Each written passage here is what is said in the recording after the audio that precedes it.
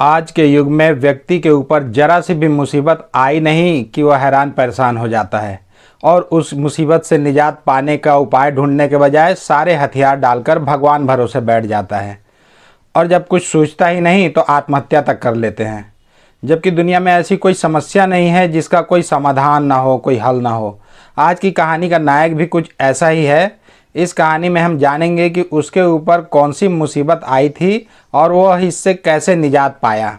नमस्कार दोस्तों, मैं राजेश चौहान आपका हार्दिक स्वागत करता हूं आपके ही अपने चैनल राजेश क्लासेस में। अगर आप चैनल पर नए हैं और हमेशा दूसरों से आगे रहना चाहते हैं तो चैनल को सब्सक्राइब करके रख लें। आज आपको एक लाइफ चेंजिंग सीख तो मिलेगी ही, साथ ही इस कहानी के माध्यम से आप बेस्ट इंग्लिश नॉलेज भी पाने वाले हैं, जो कि इंग्लिश के मामले में भी आपको दूसरों से बिल्कुल अलग बनाएगा। क्योंकि इस कहानी के दौरान हम नए नए वर्ड्स की एक से अधिक यूनिक मीनिंग्स को तो जानेंगे ही, साथ ही साथ ग्रामर और विशेषकर टेंस के पोर्शन को भी बड़ी ही बारीकी से कवर करते जाएंगे।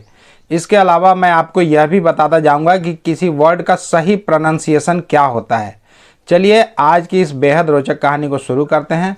तो आज की इस कहानी का शीर्षक है द सिली चीज सेलर।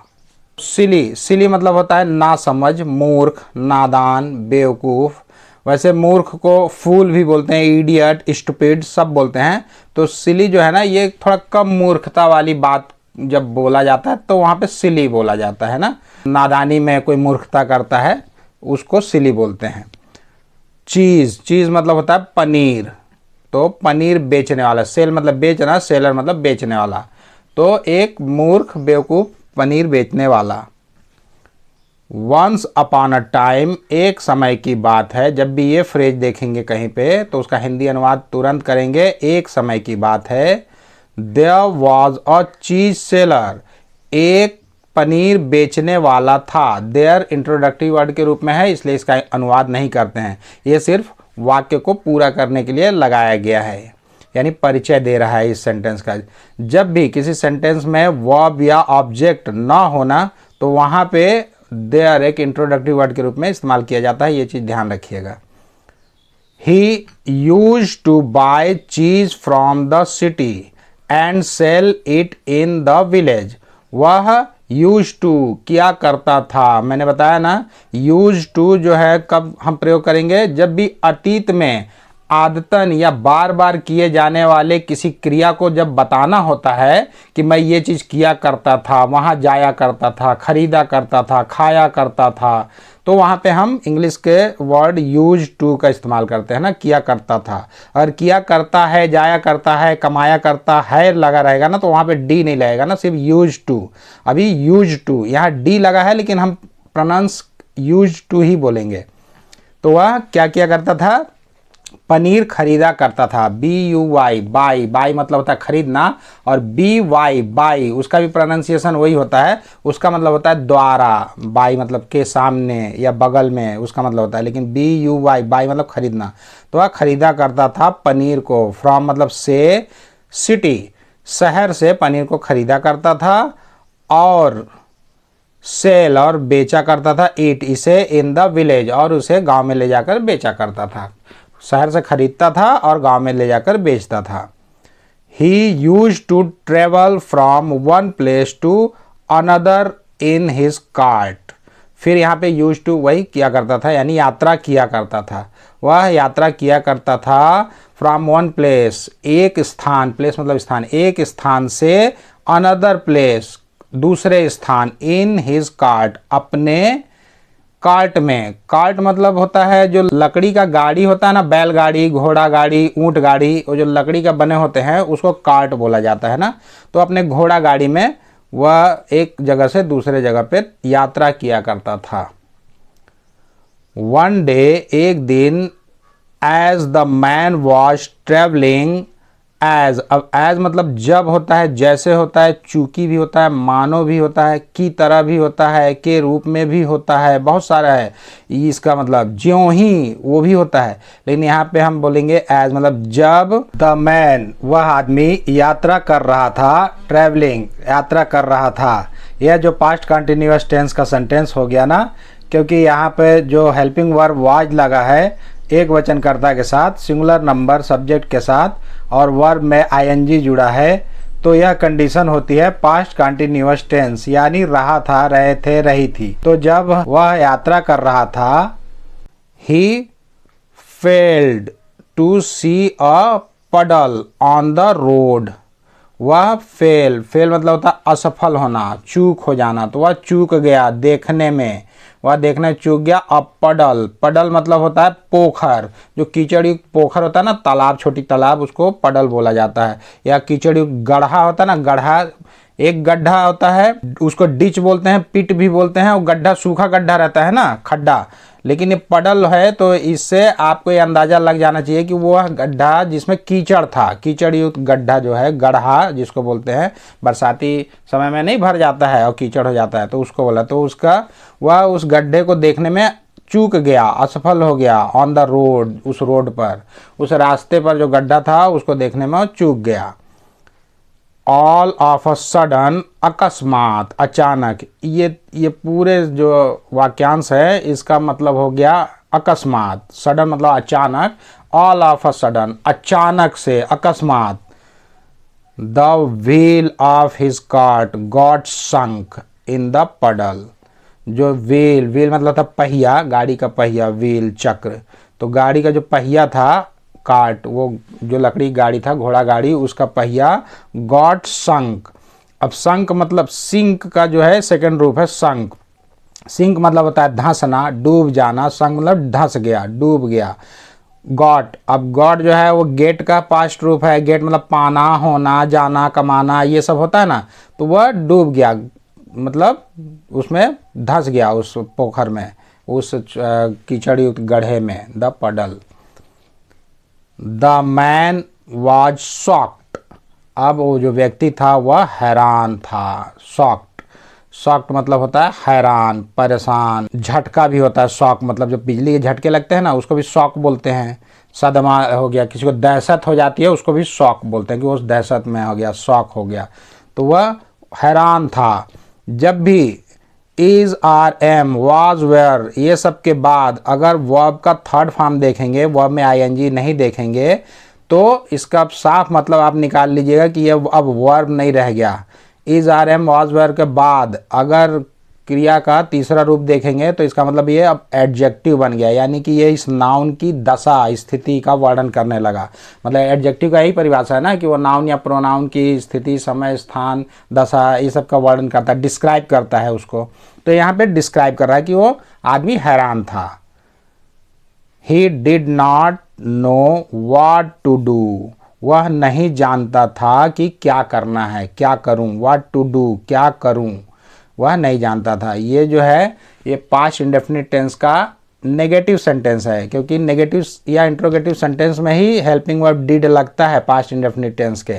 डिड के बाद नॉट लगा है और वर्ब का फर्स्ट फॉर्म लगा है। अगर ये डिड नहीं लगा होता, ये नेगेटिव सेंटेंस नहीं होता, तो ही न्यू लिखा होता ना, NEW होता, वह जानता था। ही न्यू सेकंड पार्ट लगता है ना वर्ब का। अभी क्या डिड लगा है तो डिड से वो मेन फॉर्म में आ जाता है वर्ब, ठीक। तो वह नहीं जानता था कि उसे क्या करना है। सो मतलब इसलिए he prayed to God for help, इसलिए उसने प्रार्थना किया भगवान का मदद मांगने के लिए, मदद के लिए भगवान की प्रार्थना किया वो।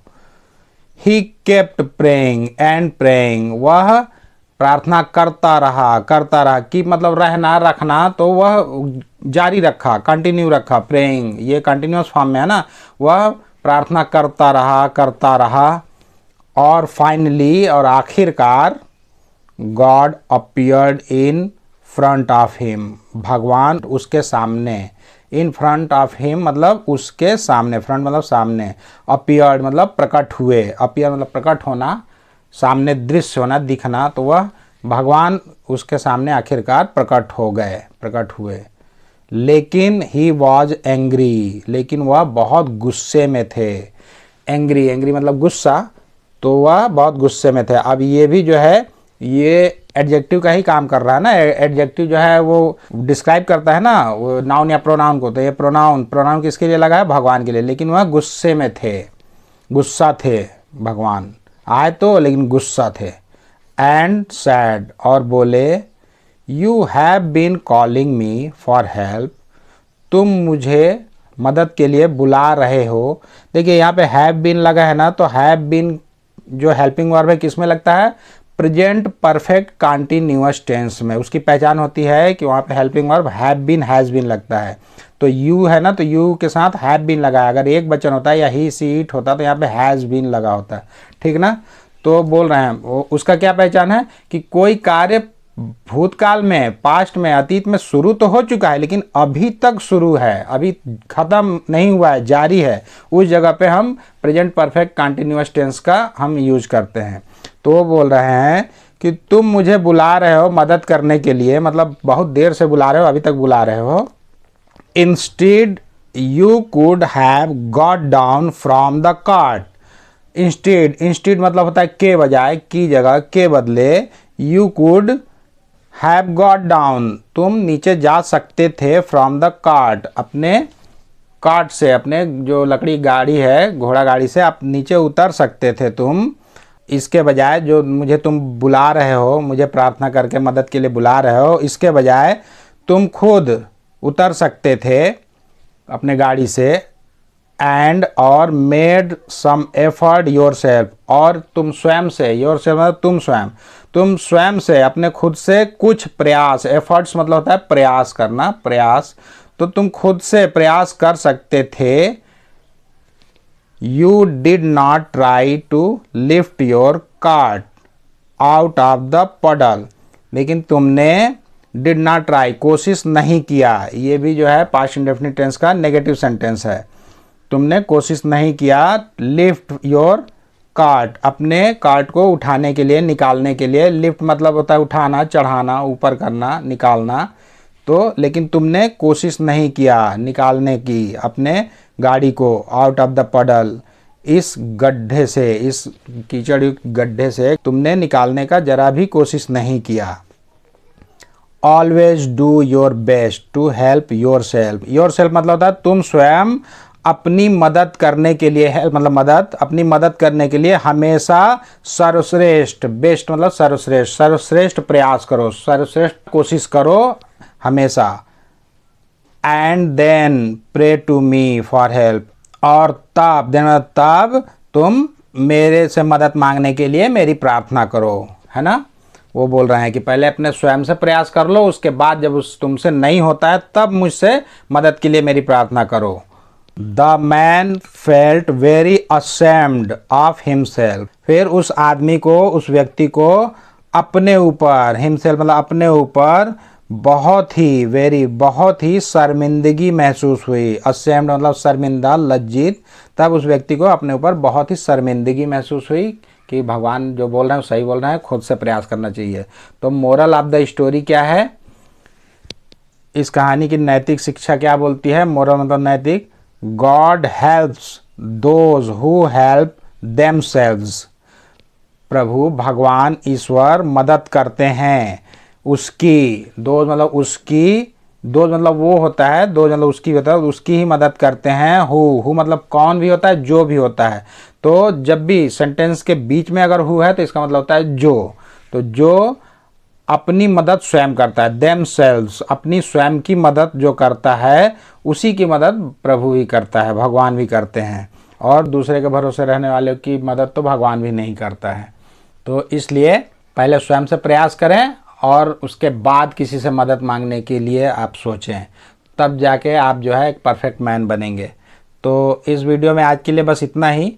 यदि आज का लेसन आपके जीवन में ज़रा सा भी वैल्यू ऐड किया होगा तो कृपया वीडियो को लाइक करें, चैनल को सब्सक्राइब करें और बेल आइकन को प्रेस करके ऑल पर सेट कर लें, ताकि मैं जब भी इस तरह के वीडियो अपलोड करूं तो उसका नोटिफिकेशन सबसे पहले आपको मिल सके। तो बहुत जल्द मिलते हैं एक और मज़ेदार और ज्ञानवर्धक वीडियो के साथ। तब तक के लिए आप लोग अपना ध्यान रखें, खुश रहें, मस्त रहें, स्वस्थ रहें। नमस्कार।